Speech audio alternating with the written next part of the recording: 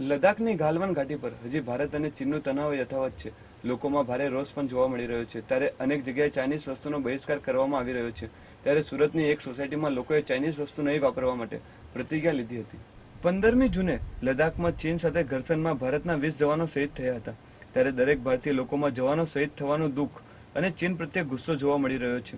ત્યારે દેશની જનતાને ચીન સામે આર્થિક લડાઈમાં ઉતર્યા હતા. લોકોએ ચીનની વસ્તુઓની હોડી કરી તેનો બહિષ્કાર કર્યો હતો.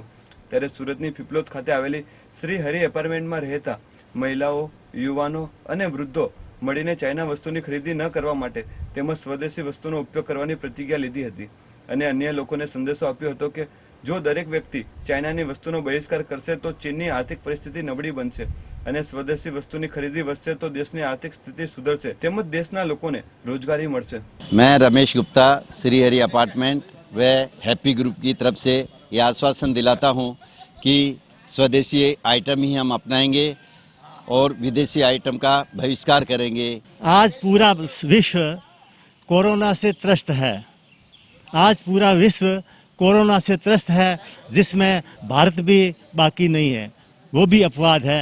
भारत में भी आज बहुत सारे कोरोना के केस दिन प्रतिदिन बढ़ते जा रहे हैं. आज हमारे प्रधानमंत्री महोदय ने हमें एक बात बताई.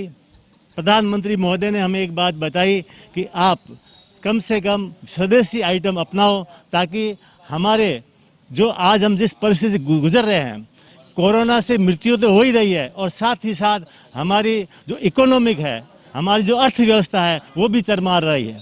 तो हम इस अवस्था को कैसे सुधारें, उसके लिए उन्होंने हमें ये मार्ग बताया.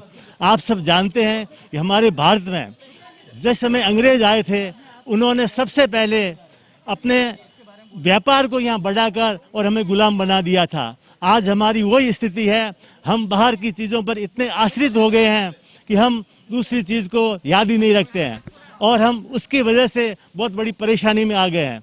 लेकिन आज हमें देखना होगा कि चीन की सीमा पर हमारे जवान जो लड़ रहे हैं वो अपनी शरीर को त्याग दे रहे हैं, अपने शरीर को त्याग रहे हैं. क्या हम इस छोटी सी चीज़ जो हमारे स्वार्थ के लिए हम उपयोग में लेते हैं, क्या हम उसको नहीं त्याग सकते? ज़रूर त्याग सकते हैं. अगर हमारा मनोबल मजबूत हो और हमारी भावना अच्छी हो तो हम भारत माता के लिए इतना काम ज़रूर कर सकते हैं. आइए हम सब मिलकर इस बात को तय करें कि आज के बाद कोई भी विदेशी वस्तु नहीं अपनाएंगे, स्वदेशी वस्तु ही अपनाएंगे. मेरा नाम कुसुम सराफ, मैं श्री हरि अपार्टमेंट पीपलोद में रहती हूँ.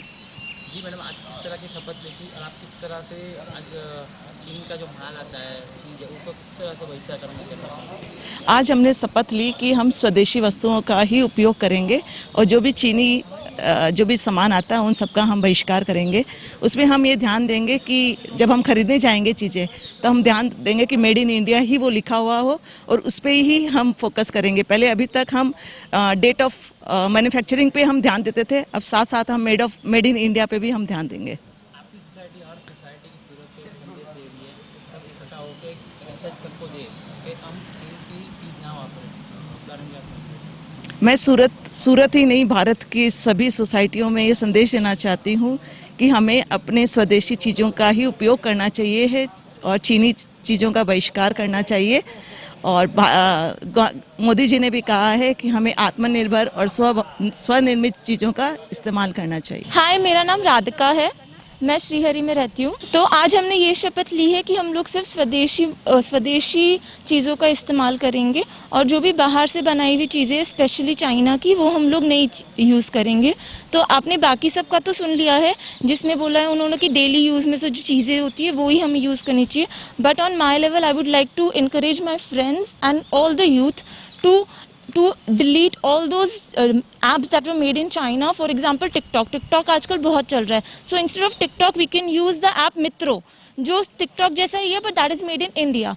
So if we take this little step, तो it will not only encourage our friends, but it will encourage the nation, which is the need of the hour. So let us all take a pledge to do the same.